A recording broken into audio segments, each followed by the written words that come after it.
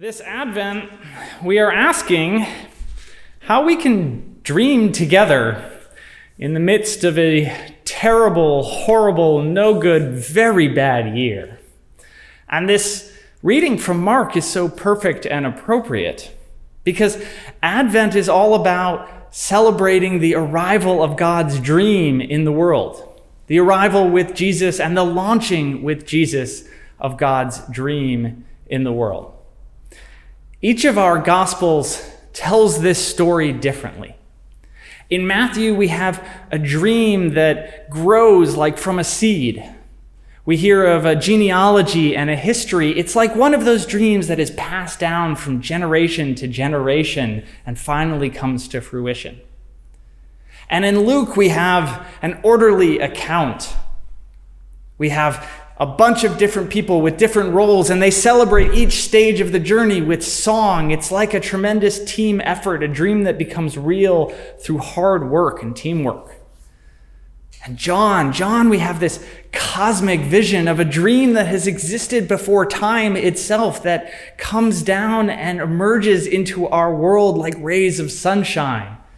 It's like one of those dreams that sits in our mind and then comes real in a way that we could never have imagined. But now we have Mark. And Mark fits this moment because in Mark, the dream rolls in like a storm. All urgency and unrest. We can see this in how the story itself unfolds. There's no birth story, there's no genealogy, there's no cosmic poetry, there's no songs. There's just a declaration. The beginning of the good news of Jesus Christ, Son of God. And then suddenly, boom, we're into Isaiah and John the Baptist, and within a few verses, Jesus has begun his ministry and we're off to the races.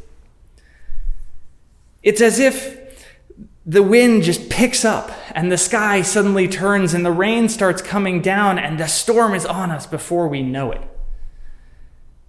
Mark paints a picture of a dream that doesn't grow or come about through teamwork. It rushes on us like a storm. It picks us off and flings us into the wind, and we aren't really sure where we're going to land.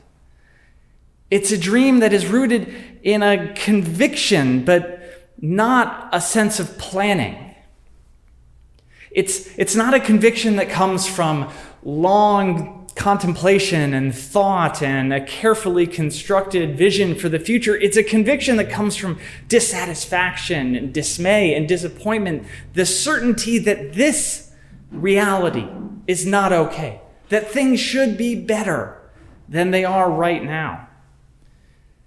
It's the dream of peacemakers who maybe don't know how to go about ending war or eliminating all conflict, but are sure that this violence must cease. It's a dream for the future that starts with just a protest against the way things have been in the past. And that's what John is up to out there in the wilderness. He's dressed really funny in a crazy outfit, but he's not cosplaying The Walking Dead. He's eating bugs and honey, but he's not launching some new fad diet. He's out there in the wilderness, away from the centers of power, at the margins, at the periphery, not in the towers, but in the streets. And he's launching a protest movement with people gathering behind him from all over the land. And he's saying, y'all, this ain't working. The injustice, the suffering, the violence that we see around us is not okay. We need to do better.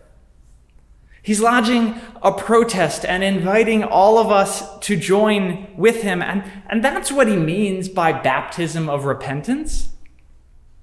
We don't like the word repentance these days, mostly because a lot of mean, nasty people love it way too much. But the word repentance simply means a change of direction. It's driving down a road and hitting a dead end and realizing, okay, gotta make a U-turn. It's looking down the road and seeing a ton of potholes or just giant steel plates covering potholes and realizing maybe we don't want to go that way. Maybe there's a smoother path. So we're going to turn. What John is offering is a chance to make a U-turn, a chance to change direction, a chance to start fresh and see where God's dream leads us. And this is what I love so much about this story, because we're used to the idea that when things are a hot mess, that's the end of a dream, that the dream falls apart and things get terrible. It's as if, I dreamed about running a marathon, and then I discovered that pie is really delicious. And now I'm sort of packing on the pounds, and I haven't been to the gym in 6 months. We're used to thinking of storms as the end of nice weather. But their role in nature is as the beginning of a cycle of creation. We don't like the property damage, we certainly don't like the power outages, and we know that by pumping fossil fuels into the atmosphere, we're making all of these storms worse. But storms do serve a role in nature, in creation. They blow away the dead limbs. They clear out the underbrush. They cast seeds upon the wind to spread and flower. Storms do not end things. They are the beginning. They make way for new life. They prepare the way. And Mark is offering us a dream that starts with a storm. John the Baptist in Mark is saying, maybe we need a storm for the soul. Maybe the things in our hearts, in our lives together that served a purpose in a different season of our life are no longer life-giving and need to be blown away. Habits that helped us at one point that are no longer a blessing to us.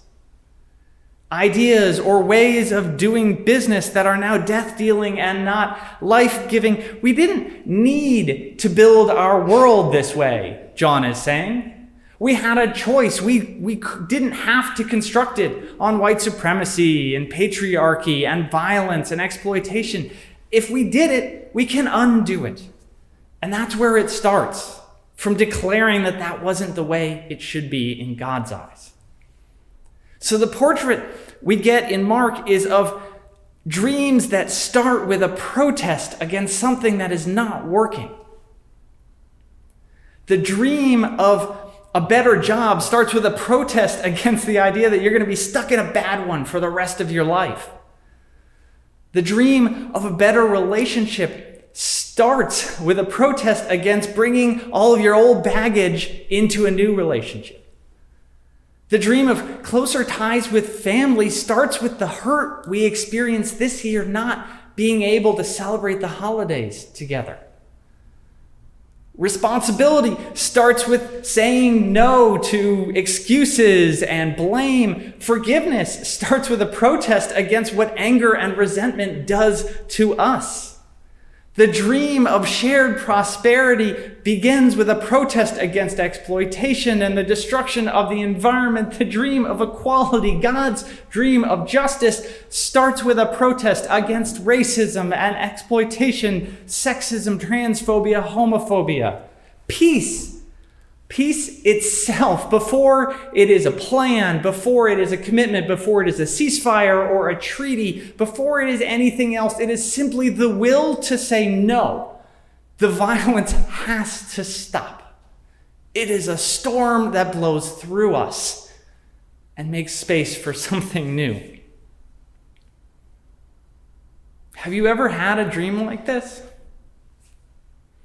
We tend to dismiss them, ignore them, mock them because we want plans. We want a sense of direction. We want to know where we're going. And most of all, we don't want to look deep inside ourselves and sort of admit that maybe there's some stuff that needs to get brushed away. But maybe Advent is a time to start dreaming in this way. To start dreaming from what's not working and what we can leave behind. Maybe it's time to trust our gut and see that what looks like a hot mess is actually a storm that's blowing through and making space for new dreams. And that's why I think the most important words of today's reading are right there up top. The beginning of the good news of Jesus Christ, Son of God. Because what this says is you don't dream alone. This dream isn't even fully yours. It's God's dream. You don't need to find the willpower because God's dream is alive in the world. You just need to tap into it, sink yourself into it, wrap it around you, and make it your own. God's dream exists. God's dream is alive, and it is more beautiful, more overflowing with possibility and commonality and mutuality, more overflowing with peace and joy and laughter and warmth and song and flavor than anything we can imagine. We dream with God and in God, and God dreams through us. This time of year, we celebrate that God's dream became real, that it is growing, that nothing can stop it, and that it exists in every act of kindness, in every act of love, in every act of resistance, in every protest against a world or a system that destroys the dignity of humankind. It starts like a storm, and we raise our voices in protest, and we start preparing the way because the dream of God is here, and it is always unfolding. The dream of God is alive, and we raise our voices to make it real. But first, let us raise our voices not in protest, but in song.